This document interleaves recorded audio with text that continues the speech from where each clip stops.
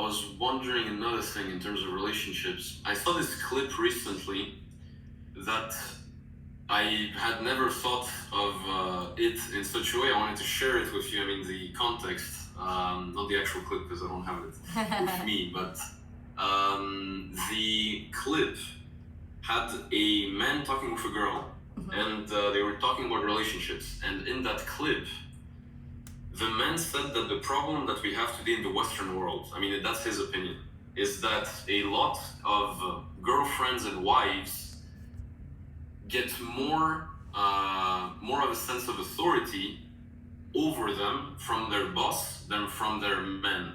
So let's say they won't be going and having a conflict with their boss, because if that happens, they might get fired, and so they're scared of that. They don't want that to happen. But then on the other hand, with their significant other, they don't really care because, I mean, obviously that's the opinion of the guy. They don't really care because a lot of people in the Western world have a very pushed aspect of feminism, which is good, but in some senses is also not so good, because then a lot of women might get very masculine, because when they work, obviously, I'm sure you know this, the more you work, the more competitive you get. That's a very, so to say, masculine trait. And if you're in a relationship, I'm a man and I'm a girl and she's very competitive, that's not what every single man out there enjoys about having a girl that he's with. Yeah. Obviously, everyone has their own tastes and preferences, but I was wondering, what do you think is the current dynamic in the States as a whole? And maybe, adding a little bit of sprinkle on top in terms of your response to feminism, what do you think about that as a whole, just giving your thoughts? Yeah, interestingly, I was talking relationships with Patrick with David. We were on a private jet, and we were actually on the way home from the World Series, and we were talking about relationships. And as someone who's dating someone and works for someone like Patrick, he has a lot of influence over me, right? I see him as a mentor. I see him as someone who I look up to, and I really admire him. And so I seek a lot of counsel from him. And we were having this conversation because with my boyfriend, obviously men don't like their women to be influenced by other men more than them, right? And Patrick has worked with many different spouses, many different women, many different men, thousands. I mean, his insurance agencies has 60,000 agents, and they've had many, right? And he shares that he always seeks to have a relationship with both spouses. And so part of their code of honor in PHP is to have a relationship with husband and wife, or girlfriend, boyfriend. And the reason for that is because then there's mutual trust, that they know that he has mutual interest in both of them. So it's not as if they're choosing one or the other. So I think that's super important from an entrepreneur perspective. If you have husband and wives that work within your organization, or the husband and the wife, to have their significant other or couples involved in everything that we do. We were just in DC when we did our private capital tour. My boyfriend came with me. There's husband and wives are always invited to the things that we do. Why? Because that's super important from a cultural perspective, to keep that unity together and not have work be a separation among them. And at the end of the day, husband and wife are the last appointment of the night.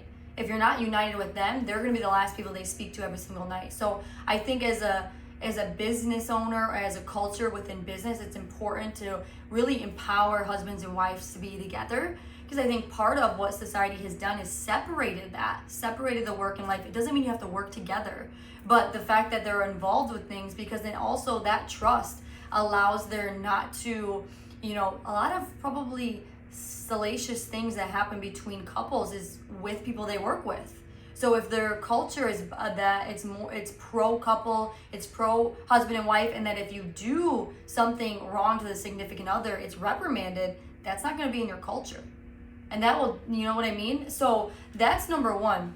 Number two, thankfully I work for a boss. He doesn't like when we use that word. A leader, a CEO like Patrick, who wants debate, wants crucial conversations to be had. So that is not going to come back home and say like, oh, I'm not able to have crucial conversations with someone at work, but I am with my significant other. It's actually encouraged here to have crucial conversations and to hash things out at work, just as if it would be at home. So I don't really run into that. If that is a situation where women they don't want to have conflict at work, but they're willing to have conflict at home. I think that's a crucial conversation that needs to be had between the person, right? Because then she's probably bringing home whatever it is to him, which is not okay, because you have to be able to separate the two. There's your work life and then there's your home life, although a lot of it is integrated. I don't act the same way at work as I do with my boyfriend, right? But again, he's able to check me on certain things because I do need to be checked sometimes, as so does he. So I think the ability to have those conversations is super important. And overall, what do I think about feminism? It's gone way too extreme, like many things in this country. The only glass ceiling above women is the one they put above themselves. At this point, we've had a woman run for president this election, the last election cycle.